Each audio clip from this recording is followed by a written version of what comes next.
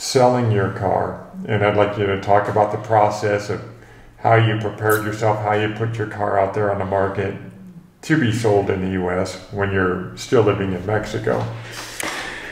So, I don't know if the viewers know about the fact that you can only have a U.S. plated car here in Mexico for so long.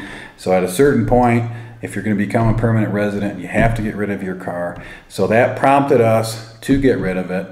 And one of the main reasons we decided to do that now is because if you hold on to a U.S. plated car and you don't get, and this gets kind of complicated, if you don't get your temporary import permit for your car tied to your temporary residency visa, then you have to make a trip to the border every 6 months. And if you're living where we are in San Luis Potosí or somewhere further in the country, you've got a long drive to go up there. And gas is not cheap here. So it's quite costly. Cheaper than the U.S. At this point. Typically it's not. But it's still expensive. So I did the math on it, and it would probably be about $300 round trip when you consider the gas cost, the $50 fee or whatever it is to renew or replace your license, and an overnight stay. And so it's a toll, tolls, $60, probably $30 up there, $30 back. It all came up to about $300. So to pay that $300 every 6 months, and to make the 7-hour drive up there and 7-hour drive back, and then go and deal and go into the Banjercito. Your tip didn't get properly tied to your residency, but you did stop at the Banjercito to at least notify them that you're going to sell your car and take care of that. Because my understanding is if when you bring your car in, if you take it out of the country, you need to stop by there, because if you don't take it out, they assume that you still have the car in the country, and your temporary import permit is only good for 6 months. So now they believe you've got an expired car in there, and at some point, what I've heard is they can assume that you sold the car and make you pay the tax as if you sold it. And I've heard that they'll take the fair market value of the car and put on their 16% value-added tax on your car, and then beyond that, you'll never be able to bring another car in because you've already got a car here and mishandled the situation. So yes, we stopped by there, and it was a quick process, 10 minutes. We gave them our temporary import permit. They took a couple pictures of the car. They gave us a receipt showing that we turned it in. And that process was very simple. Previous to all this, though, you went about advertising your car in the U.S. on some different websites. So I took the same approach that I would take mostly the same approach that I would take in the U.S. I decided that I would indicate that my car was going to be sold in San Antonio, which is the biggest and nearest city to where I'd be crossing the border. And then I put it on Cars.com, Auto Trader, and Craigslist. I got a number of responses, and most of the serious responses, in fact, probably all the serious ones, were from dealerships. And found a dealership that wanted it for a good price, and they said that they would drive from Corpus Christi over to Laredo, which really made it nice. So they're going to pay a decent amount for the car, and then pick it up right at the border. And so that's what we did. And they gave you what, a cashier's check?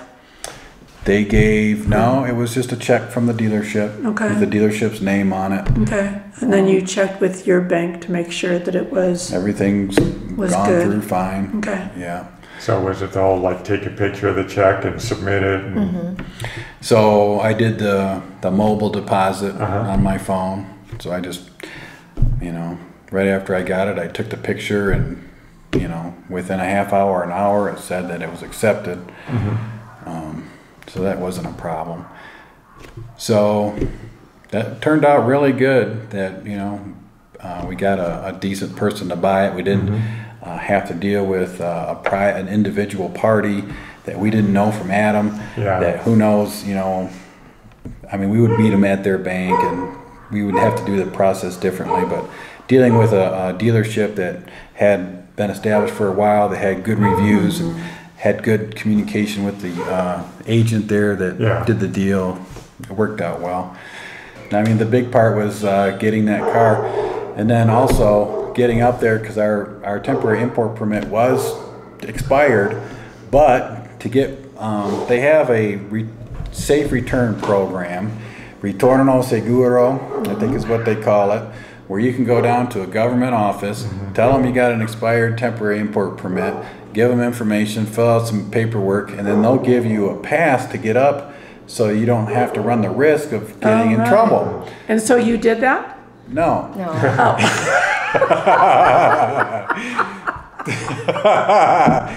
Because the office, I think the office that handles that is also handling the RFC issue. So the government is now requiring, or is getting much more, is requiring everybody to have an RFC. So everybody's down at the office and it's overloaded and packed, and it's like, we're not going down there to not get this done. So we just went.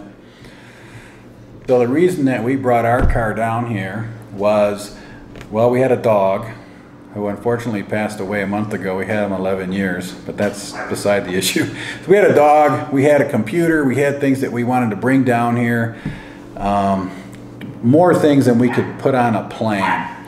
But if you can come down with a couple of suitcases, sell your car in the States, avoid all this hassle, because especially if you are going to be staying further down in the country, because you have to go up to the border every 6 months, and that is a long drive. If you're down here in San Luis Potosí or further down, it's a long drive, it's a lot of hassle. If you can avoid bringing your car down here, But that's, don't do it. You can go to a dealership, it's not a big deal.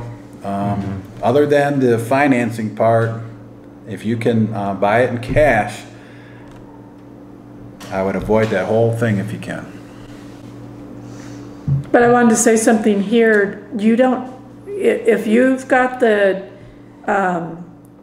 temporary visa, residency visa, you don't have to make that border run every 6 months if you tie it into If your, you tie it. Right. if you And tie that's it what you in, guys right. did. Otherwise, it's treated like a tourist visa, where you'd have to do that border run every 6 Yeah. months, That's true. which is a hassle. You're the only one I Yeah, know, that is- I don't know too many people, but you're the only one I know that's in the situation. You're the only one I know that's done that. You cannot have a foreign plated car here as a permanent residency. That's the law of Mexico. That's just the way it goes. You can do the, what do you call it? Like where you nationalize your car, Yeah. but I don't know anything about that. I heard it can be very I could expensive. talk a little bit about that. Okay. So I was getting my car, my car that I just sold washed, and at the car wash, I met a guy that went through the nationalization process. He had a 2009 or 2007 truck. It wasn't a particularly expensive truck. He said it cost him $3,500 to nationalize it. So, Wow. And I heard before that it was in that range. It was in the $3,000 or $4,000 range to do it.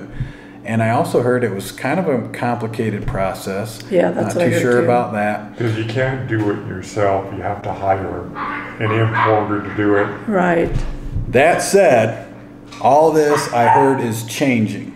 Oh, This good news. this year, Good news. I think in November, and I believe that there's like 10 or 11 states, and I think there's 31 states down here, 10 or 11 states are already advanced in the process to where this nationalization process is easier, maybe less expensive, but they are changing it. So it's not going to be as, my understanding is it's not going to be as cumbersome, and it's not going to be as much money, and it may be much easier and much less expensive. They've been talking about this for years from what I understand, and Okay. have finally started to actually make progress with 10 or 11 states leading the way, and San Luis Potosí is not one of those states. Sorry. Darn. Oh, man. I thought you were going to say that they were. Our landlords, our lawyers, they know a lawyer. He checked into it for me on how I could do this issue, and I think Zacatecas or Okay. might be one of them, but it was still a complicated process. I had to sell it to, I don't know, it was still complicated. So, Sell it to them, then it's the opposite. Then we would buy and so if you are coming down here next year, for example, and you want to bring in your US plated car and you like to keep that car here and have it nationalized, which means have a Mexican plate, have your car registered in Mexico and have your US plate taken off and put a Mexican plate on it.